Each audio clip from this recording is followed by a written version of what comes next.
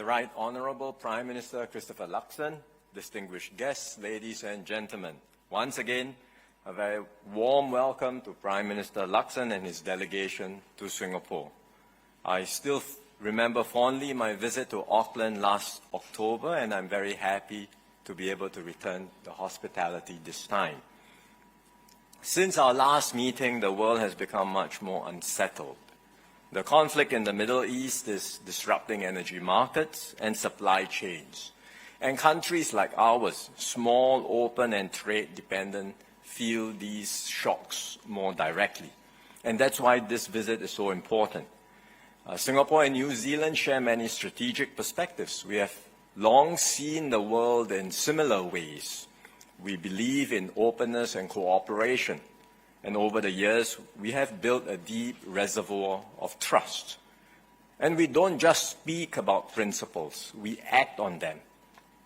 And that's how we help pioneer agreements like the Trans-Pacific Strategic Economic Partnership, or P4, which laid the foundations for the CPTPP. We launched the world's first plurilateral digital economy partnership agreement, and more recently, the Green Economy Partnership Agreement. So each time, we have broken new ground. We don't just wait for consensus to happen. Our two countries, are prepared to move ahead first. We don't just follow the rules, although we do. We are always the ones who follow the rules. But we proactively work together to shape new rules at the same time. And today, we are taking another step forward. We have just signed a new agreement on supply chain resilience, the agreement on trade in essential supplies. This is the first agreement of its kind for both our countries and also globally. And it marks another breakthrough and sends a very clear signal. Even under strain, trusted partners will keep faith with one another. And it means that even in times of crisis or shortages, we will keep essential goods flowing, food, fuel, and other critical supplies. We will not shut each other out, and instead we will work actively to keep trade moving. This matters because in difficult times, every country will be tempted to look inward. But when that happens, supply chains break down, and everyone ends up worse off. So this agreement is our answer. It's a commitment that we will do things differently, that we will keep markets open, keep essential goods flowing, and stand by one another, especially when it matters most. This agreement is part of our broader Comprehensive Strategic Partnership, or CSP. And this morning, Prime Minister Luxon and I discussed how we are taking our cooperation forward under the CSP. First, we welcome the Singapore-New Zealand Leadership Forum, which is happening today. It brings together senior business leaders from both sides, and both Prime Minister Luxon and I encourage the CEOs to build new partnerships and seize opportunities in our region. Second, we continue to deepen our defense and security ties. Singapore values New Zealand's long-standing support for the Singapore Armed Forces training in Waiouru, and we will likewise continue to support the New Zealand Defence Forces access in and through Singapore. We are also working together in newer areas, including in unmanned technologies. These will benefit the professional development of both our armed forces. Third, we are strengthening cooperation in critical areas like healthcare and food supply. We are sharing lessons from COVID-19 to be more prepared for future pandemics, and we are making it easier and more efficient to trade food and primary products. And finally, we continue to invest in people-to-people ties, in education, culture, and professional exchanges, including between our judiciary, teachers, and civil servants. These important human connections give our relationship more depth and resilience. Of course, beyond our bilateral ties, our two countries also work together closely on the wider stage. Both countries believe in an open, rules-based international system, especially at a time when it is under strain. And as fellow founding members of the Future of Investment and Trade Partnership, we will push to keep trade open, rules clear, and supply chains dependable. I also welcome New Zealand's upgrading of its relations with ASEAN to a comprehensive strategic partnership. Next year, Singapore will chair ASEAN. New Zealand will chair the Pacific Islands Forum. And that gives us a good opportunity to bring our regions closer together and strengthen cooperation across a wider area. In these uncertain times, partnerships like this become even more important. We may be small countries, at least in terms of population, but we have agency. And when we work together with clarity, with purpose, and with trust, we can shape outcomes together, turn challenges into opportunities, and bring benefits to our people. So, Prime Minister Luxon, Chris, my good friend, thank you for the fruitful and excellent discussions today, and I wish you a very fruitful visit to Singapore. Thank you very much. Well, firstly, thank you very much, Prime Minister Wong, give him a round of applause. Yeah, deserves that. He hasn't even got the guitar out yet. So, but no, listen, can I just say, Lawrence, thank you very much for your warm welcome, and thank you for all your delegation and the generosity that you've shown my delegation as well. It's great to be back in Singapore. Again, thank you so much for hosting Amanda and I last night. It was a wonderful evening. Just the four of us catching up was really appreciated. We've been looking forward to this visit for some time. I was very pleased to join Prime Minister Wong this morning to launch the Singapore-New Zealand Leadership Forum. And we're in an inflection point in global affairs at the moment. We're moving increasingly from a multilateral world that relied on rules to a multipolar world that relies on power. And for countries like Singapore and New Zealand, this is a really good time for us to come together, and our partnership really truly matters. There's no better illustration of the way that we are working together to buffer one another from the shocks that disruption to fuel supply chains have produced for open, trade-dependent nations like ours. It is reassuring for me and for all New Zealanders that we're taking very practical steps to strengthen the resilience of both of our countries by keeping open essential links while continuing to advance an agenda focused on growth. First, on resilience, around about a third of New Zealand's fuel is refined here in Singapore. So what happens here has a direct bearing on New Zealand's economic resilience and energy security. At the same time, New Zealand is a trusted supplier of food and other essential goods to Singapore. Fuel is also part of the food security story. The diesel that we receive from Singapore underpins the farming and the freight systems that keep New Zealand's food moving into the region. This is a relationship which both countries can rely on one another. We have each other's backs, and that is why today's signing of the Agreement on Trade and Essential Supplies is just so important.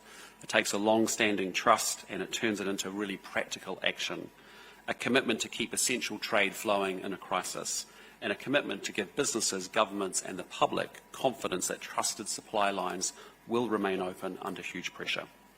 Second, on growth and connectivity, Singapore is absolutely central to New Zealand's economic future.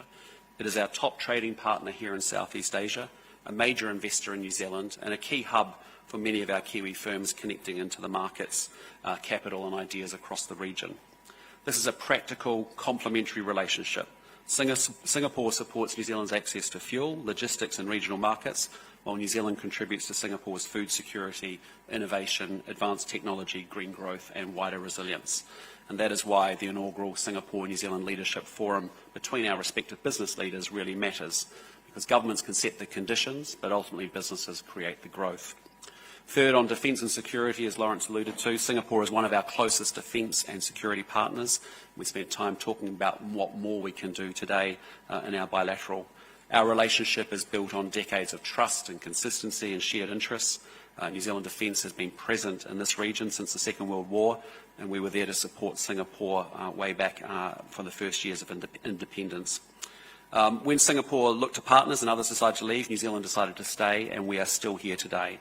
And that enduring partnership supports regional stability. It underpins the wider relationship we now have in trade and connectivity and prosperity. And that's why I'm very much looking forward to visiting Changi Naval Base this afternoon as well.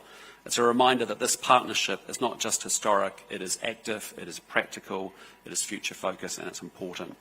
So I think this is a relationship that has real substance, it has real history, it has real value to both countries. In a very volatile and uncertain world, New Zealand and Singapore are choosing to stay open, to stay connected and to work together. We are choosing to deepen and to broaden our relationship. And so, Prime Minister Wong, can I say again, thank you for the friendship, thank you for the partnership, and thank you for the excellent discussions we've had with our teams this morning. Appreciate it.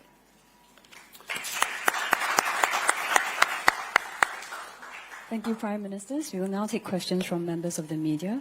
May I ask that journalists identify yourselves before asking your question? So for the first question, may I invite Singapore's 联合早报. Hi, Siu Fong from 联合早报. My question is for both Prime Ministers. It is on the agreement on trade in essential supplies. So how might this bilateral agreement benefit the wider region? And given the current supply chain uncertainties in the world, do both countries hope that this might serve as a pathfinder for similar bilateral agreements with other countries or even in multilateral settings? Thank you. The agreement, first of all, is between our two countries and will benefit our two countries, making sure that there is assurance for critical supplies, especially in times of crisis and shortages. So that's a bilateral agreement. We hope, of course, that this new standard will be able to extend beyond our two countries. So we will welcome interest in other countries in the region coming on board. And just as New Zealand and Singapore had pioneered groundbreaking initiatives before, like the P4, and then eventually brought on board new countries and expanded these arrangements, I think we can do the same now for this agreement on trade in essential supplies. It is between us, but it's not exclusive. It's not meant to be exclusive. We welcome other countries to join us, and if they are able to meet the same standards, then it will start to expand a network of trusted partners who can provide similar assurances to one another.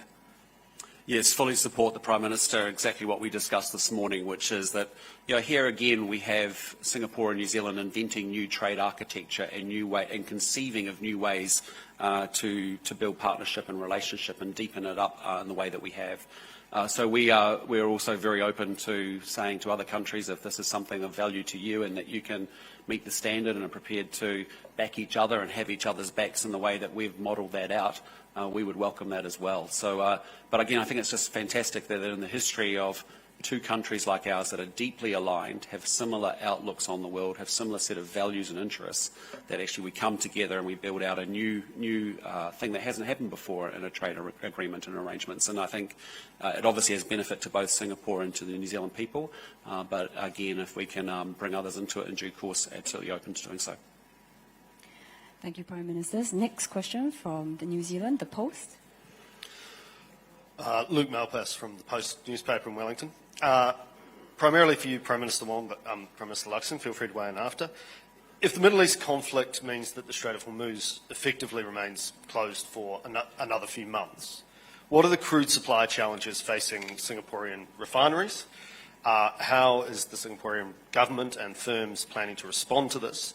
And notwithstanding today's deal, how do you expect it, if you expect it at all, to impact any customers? Sure. Thank you. In fact, our base case is that we would be prepared for a situation where supplies coming from the Strait of Hormuz remains limited for quite a prolonged period, at least till the end of the year, perhaps even beyond. Because even if the Strait of Hormuz were to be reopened very soon, there will still be hindrances to ships coming through. Energy and port infrastructure has been damaged, for example.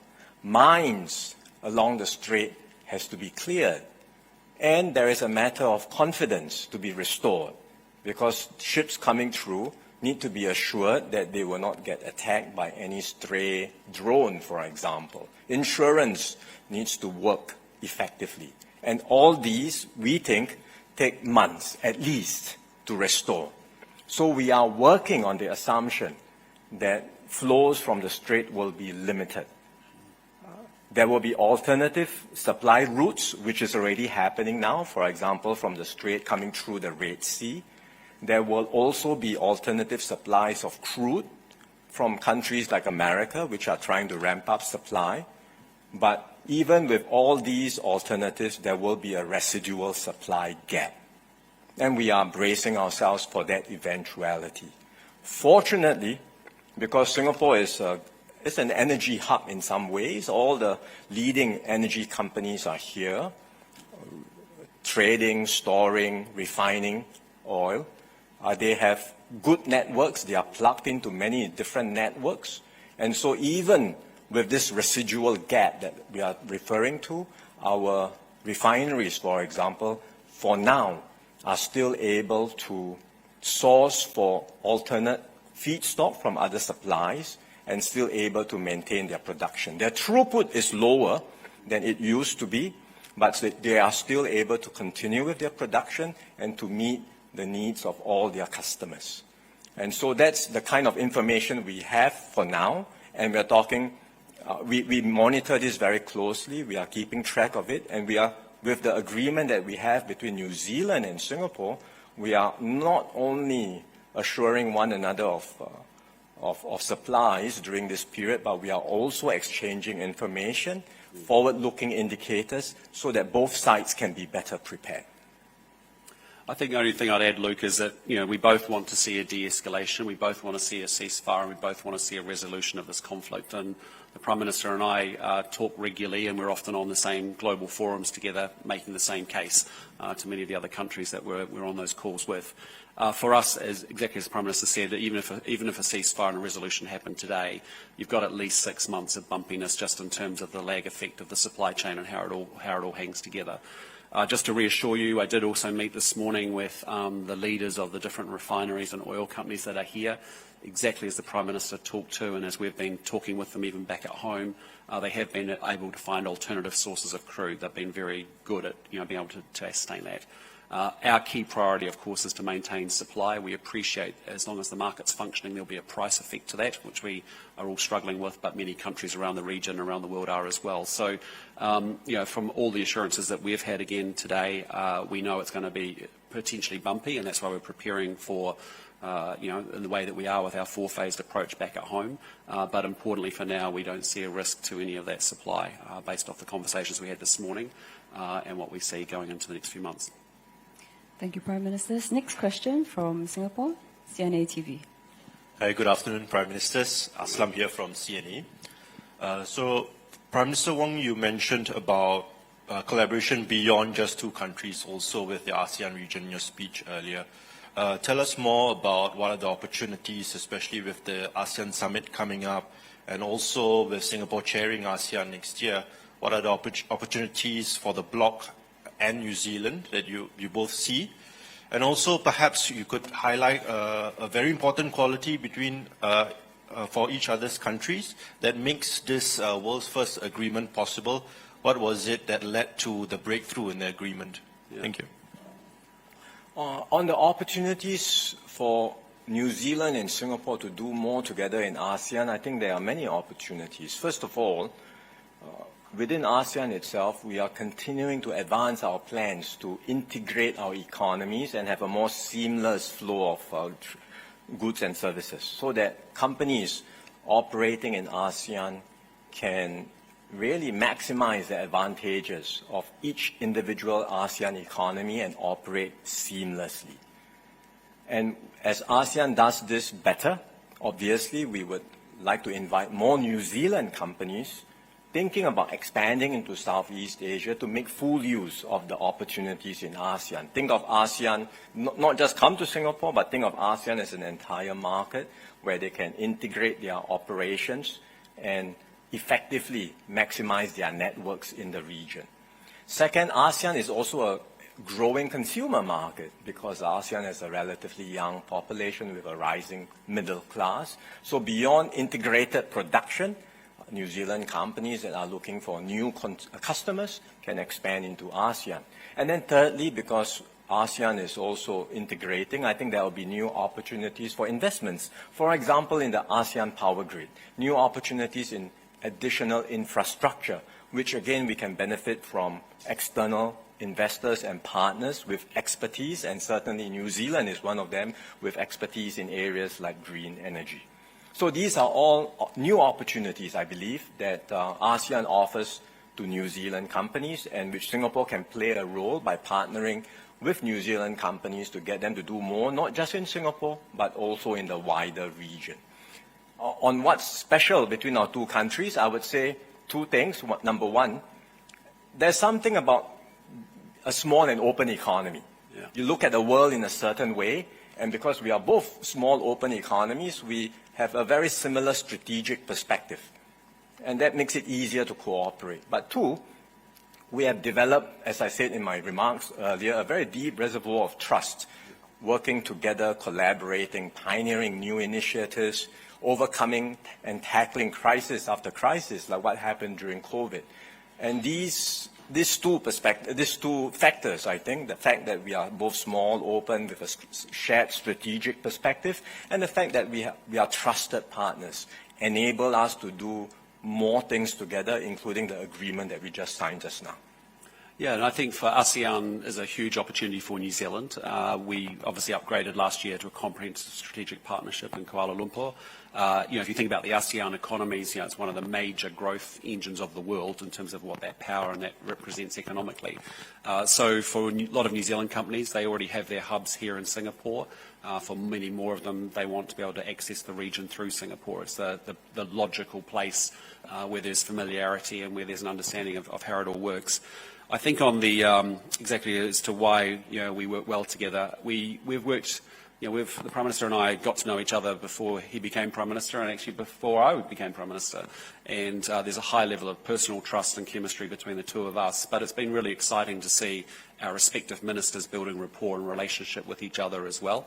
And again, today is a new evolution. We want our business leaders to build that relationship with each other as well. And we want to deepen this relationship, broaden it out even further. But it comes from essentially 60 years of trust, of doing things with a similar set of values, similar view of the world. We find always our conversations with Singapore, so we get to the point really quickly. We have very similar outlook, and we can get on to actually what are we going to do, what's the action that comes from those conversations. So, there's just a natural affinity and huge respect and huge trust. Thank you, Prime Minister. And the last question from New Zealand, TVNZ. Hello, I'm May Heron from Television New Zealand. It's a question for both of you and kind of follows on from what you were saying about the relationship. You talk about this relationship deepening. How far can it go? What areas are you targeting? And in terms of businesses, what is their role in this and how can your governments help the businesses to develop this relationship? Yep. Well, I think we are building from a very strong position of partnership today. As to how far more we can go, the sky is the limit, frankly. I mean, it's only limited by our level of ambition, and if we are ambitious enough and we continue to look at new ways of collaborating across the 6 pillars of our comprehensive strategic partnership, I think we will continue to break new ground. We are doing something now, groundbreaking, on supply chains, but on defense, on security, on the green economy, on the digital economy, where we talked about deploying AI. There will be many potential new areas for collaboration. And certainly businesses have a very important part to play. On the government side, as Prime Minister Luxon said just now, amongst the leaders, we have a good rapport and relationship. The ministers get together, the civil servants do. The military personnel have very good interactions. We want to have that same rapport and relationship amongst our business leaders. I think there's more to be done there. And as they build these very strong people-to-people connections, I think organically from the ground up, new ideas will evolve too. So it's not just top-down, but ground-up ideas will come up. And both governments, both Prime Minister Luxon and I, look forward to hearing from the business forum later what new ideas they have that will bring our two economies closer together. And both governments will surely be committed to providing our full support. Yeah, the thing I would add is that, there's no doubt about it, we're in a real inflection point in terms of geopolitics and the world order that we're facing. And we've been here before. If you think about the 20th century, there have been moments in time that have been inflection points as well. And, as I said, we're moving from multilateral to multipolar, but it isn't yet fully defined and fully determined. And actually, for countries like us, actually, by doing and modelling out the agreement that we've just signed today as a world first, is actually a good example of actually how we can model out and remake the case for multilateralism in the way that we want to as well. So, I think we've got a task to do in the way that we work together at international forums that we're often both together at. We are very much on the same page. We're both making the case for remaking the case for multilateralism. And I think with respect to the future, that as a result, that crisis of a changing world order is actually, is an opportunity actually for us to step forward and to be even bolder and braver in the things that we can do together and create together. And so, I agree with the Prime Minister, the sky is the limit. There's lots of things that we can do. We've got opportunities in deepening up more of what we want to do together in defence. As you know, back at home, we've got a huge investment, $12 billion going into our defence forces in the next 4 years. What we don't want to see around the world is just lots of inflation in the defence industry. It's actually how do we make sure that that spend works well and that we are interoperable and close with partners like Singapore. And I think, as you've seen in trade, we keep pushing the boundaries and pioneering new mechanics and new architecture that actually could be beneficial to the whole of the world. So, it's, I think both countries have a fantastic future, and there's no, as difficult and as choppy as the waters are out there in the globe at the moment, and I appreciate that people feel anxious about that change that is happening right now. It hasn't yet been determined, and I think countries like New Zealand and Singapore, while we're small, are really important. We have values and interests. We may not have power, but the way we have power and influence is by working together in the way that you've seen us increasingly do so. So, so I think, there's a lot of opportunity out there, and it's a pretty exciting future for both countries as we think about how to navigate that together.